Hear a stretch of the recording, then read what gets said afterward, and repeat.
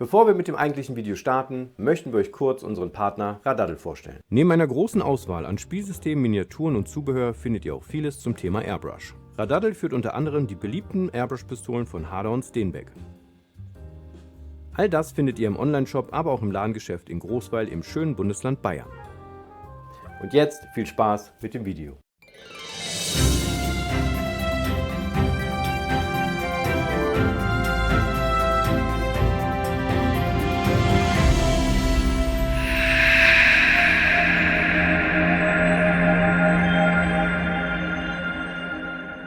Hallo und herzlich willkommen aus dem Tabletop Basement und zu einer weiteren Folge in unserem Tabletop Airbrush Einsteiger Workshop. In der letzten Folge haben wir uns die Frage beantwortet, hey, was möchte ich eigentlich mit meiner Airbrush machen?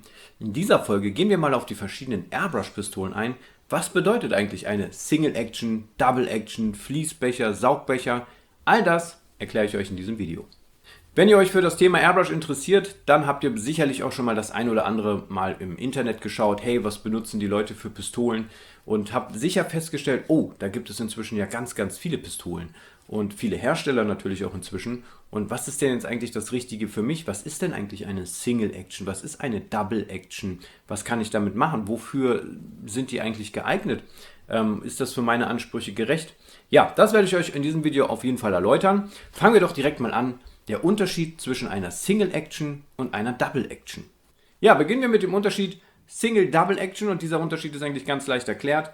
Ich habe jetzt hier eine Double Action und zwar die Infinity von der Firma Harder und Steenbeck. Das ist eine Double Action Pistole, das heißt, ich habe hier einen Hebel, den ich auf zweierlei Weisen bedienen kann. Ich kann den erstens nach unten drücken und ich kann ihn nach hinten ziehen. Sobald ich den Hebel nach unten drücke, bekomme ich Luft, aber habe noch keine Farbe. Das heißt, ich kann den Hebel betätigen, einfach nach unten drücken und hier passiert gar nichts, außer dass hier vorne Luft rauskommt. Sobald ich den Hebel dann leicht nach hinten bewege, kommt meine erste Farbe ins Spiel und ich kann hiermit meine Farbe bestens regulieren.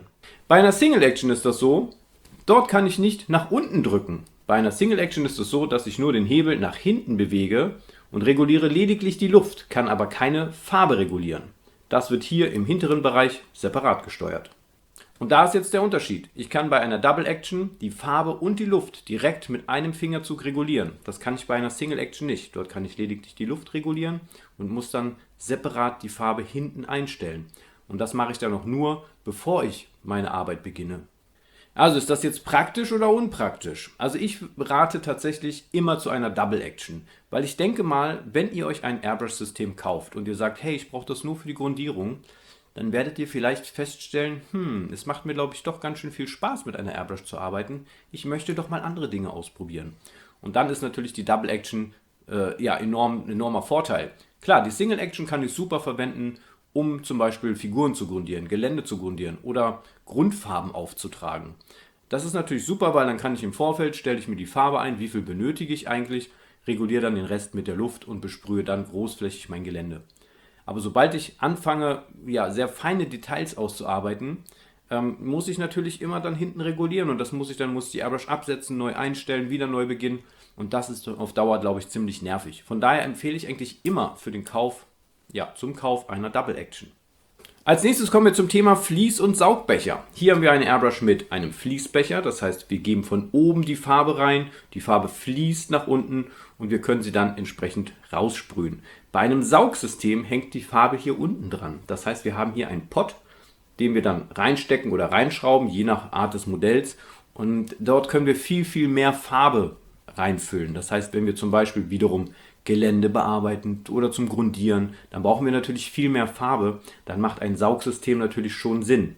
Hat aber auch seine Nachteile, weil wir dann natürlich ein bisschen, wenn wir zum Beispiel sehr fein arbeiten oder im Gelände auch arbeiten, dann ist dieser Saugbecher doch sehr, ist auch unhandlich. Ist auch sehr schwer teilweise, weil diese Saugbecher bestehen meistens aus Glas. Das ist natürlich auch wieder ein enormes Gewicht, was auf deiner Pistole liegt und das wirst du irgendwann merken.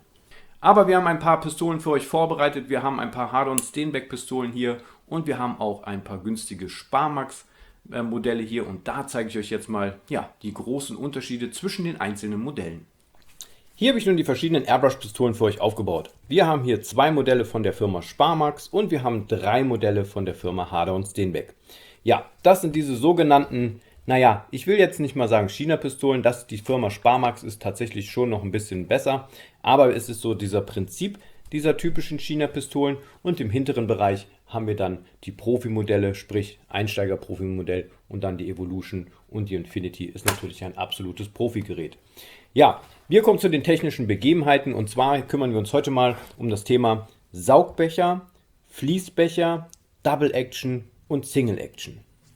Kommen wir als erstes zu den unterschiedlichen Bechersystemen. Hier haben wir ein Saugsystem und hier haben wir ein Fließbechersystem. Ihr seht schon, das unterscheidet sich natürlich. Der Saugbecher hängt unter der Airbrush und der Fließbecher befindet sich über der Airbrush. Was ist das nun für Vor- und Nachteile? Unseren Saugbecher schließen wir direkt an unsere Airbrush an. Das wird einfach nur draufgesteckt und hier haben wir jetzt genug Platz, um entsprechend Farbe zu verarbeiten. Hier passt natürlich eine ganze Menge Farbe rein und allerdings muss ich sagen, ist das natürlich auch vom Gewicht ganz schön anstrengend, weil wenn ihr diesen Pot voll habt, dann ist es natürlich ganz schön voll und schwer dementsprechend. Auch hier dieses System, das ist einfach nur eine Steckverbindung, finde ich jetzt auch nicht so wirklich sicher, aber um wirklich große Flächen zu grundieren oder große Flächen mit Farben zu bearbeiten, ist ein Saugbecher natürlich eine gute Alternative. Bei einem Fließbecher ist es so, das sagt der Name schon an sich, die Farbe fließt von oben. Das heißt, wir können hier unsere Farbe reinfüllen. Wir haben natürlich viel weniger Farbe, aber dementsprechend ist natürlich auch das Gewicht nicht so schwer und es eignet sich eher für normale Airbrush-Arbeiten im Tabletop- und Modellbaubereich. Und was ist jetzt der Unterschied zwischen einer Double und einer Single Action? Das ist ziemlich leicht erklärt. Und zwar, die Single Action hat lediglich einen Hebel, um die Luftzufuhr zu bestimmen. Die Double Action hat zwar genau den gleichen Hebel, aber wir können nicht nur die Luftzufuhr bestimmen, sondern auch die Farbmenge. Also zur leichteren Erklärung. Die Single Action besitzt einen Hebel, den ich vor und zurück bewegen kann. Hier bestimme ich lediglich die Luftzufuhr. Im hinteren Bereich habe ich einen Farbmengenregulierer. Den muss ich vorher einstellen, bevor ich überhaupt mit der Airbrush arbeite. Das heißt, ich gebe der Airbrush vorher die genaue Füllmenge an, sage, hey, ich brauche so viel und so viel Farbe und bestimme dann das Ganze nur noch mit der Luft. Sobald ich aber mehr oder weniger Farbe benötige, muss ich erstmal hinten wieder am Rädchen drehen und kann erst dann meine Arbeit fortführen. Bei einer Double Action ist das so, ich habe hier eine Möglichkeit, meine Luft zu regulieren. Das ist in dem Fall, wenn ich den Hebel nach unten drücke. Und ich habe aber auch gleichzeitig die Möglichkeit, meine Farbmenge zu regulieren, indem ich den Hebel nach vorn und zurück bewege. Das heißt, die Double Action ist eine Kombination aus Luft und Farbmenge und das bestimme ich einfach mit diesem Hebel, indem ich den Hebel entsprechend runterdrücke und dann den Hebel nach vorne und zurück bewege. Das ist also der Unterschied zwischen einer Double und einer Single Action. Natürlich benötige ich eine Single Action nur für großflächige Arbeiten, weil ich muss halt einfach immer meine Farbe neu einstellen und justieren. Das kann ich hier halt direkt manuell während meines Arbeitsvorganges machen und bei einer Single Action ist das nicht der Fall. Kommen wir nun zu einer weiteren technischen Begebenheit und zwar der Reinigung von billigen China-Pistolen. Ja, die Sparmax ist jetzt keine wirklich billige China-Pistole. Die ist zwar auch im Niedrigpreissegment, aber es gibt noch viel, viel günstigere China-Pistolen, die ich meine, aber hier bei diesen Sparmax-Pistolen ist das genau das gleiche. Und zwar wie folgt. Und zwar haben wir hier vorne, wenn wir den Düsenkopf lösen, sitzt hier unsere Düse. Das ist die Düse. Und wenn wir nun reinigen möchten, müssen wir diese lösen. Dazu gibt es hier einen Schraubenschlüssel. Den setzen wir an die Düse an und schrauben die Düse per Hand ab. So, das ist unser Düsenkopf. Sehr, sehr klein und winzig. Und wenn wir das ganze Gerät jetzt umdrehen, seht ihr, wir haben immer noch nicht die Möglichkeit, das großartig zu reinigen. Jetzt vergleichen wir das mal mit einem anderen Modell. Nehmen wir als Beispiel die Infinity. Wir schrauben auch hier vorne den Düsenkopf ab und unsere Düse befindet sich direkt in diesem Kopf. Das heißt, wir können hier direkt sofort anfangen zu reinigen. Wir brauchen kein Werkzeug dafür. Und schaut euch das an. Wir haben hier richtig, richtig Platz, um da zu reinigen. Natürlich müssen wir die Nadel dann entsprechend noch entfernen. Aber das ist somit einer der größten Vor- und Nachteile natürlich. Vorteil natürlich für die Infinity, ein riesen Nachteil für diese günstigen Pistolen, denn wir müssen jedes Mal, wenn wir reinigen, müssen wir diesen Schraubenschlüssel zur Hand nehmen, um die Düse abzumachen. Dieses kleine Fitzelding muss gereinigt werden und dann müssen wir noch versuchen, irgendwie in diesen Luftkanal zu kommen. Das ist also auf jeden Fall ein riesen Nachteil und das kann ganz schön ärgerlich sein. Ja, und zu allen weiteren technischen Details, wie die ganzen Pistolen aufgebaut sind, kommen wir dann in den nächsten Videos. Allerdings lassen wir diese Pistolen außen vor. Und warum lassen wir die außen vor? Weil ich der Meinung bin, dass sie für den alltäglichen Gebrauch nicht zu gebrauchen sind. Natürlich können diese Pistolen genau das gleiche, was auch diese Pistolen können. Allerdings werdet ihr nicht viel Freude mit diesen Pistolen haben. Ich kann es nicht oft genug erwähnen. Lasst die Finger weg von solchen Pistolen und kauft euch was Vernünftiges. Und was vernünftig ist, das zeigen wir euch in den nächsten Videos.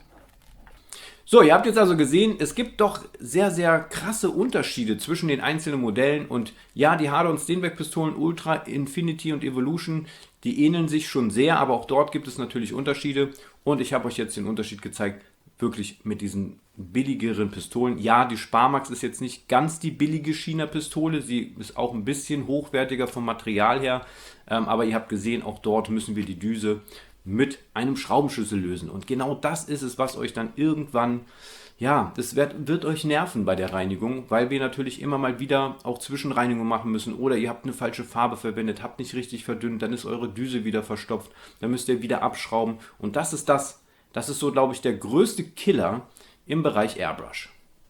Wie wir aber richtig reinigen und mit welchen Reinigungsmitteln, das zeigen wir euch natürlich auch noch ausführlich in diesem Workshop. Ich bedanke mich, dass ihr wieder eingeschaltet habt und freue mich, dass ihr wieder den einen oder anderen Tipp und Trick natürlich mitgenommen habt. Und falls ihr Fragen habt, schreibt uns gerne eine E-Mail an info@tabletop-basement.com und wir werden eure Fragen zeitnah beantworten. Ich bedanke mich und sage Tschüss, bis nächstes Mal.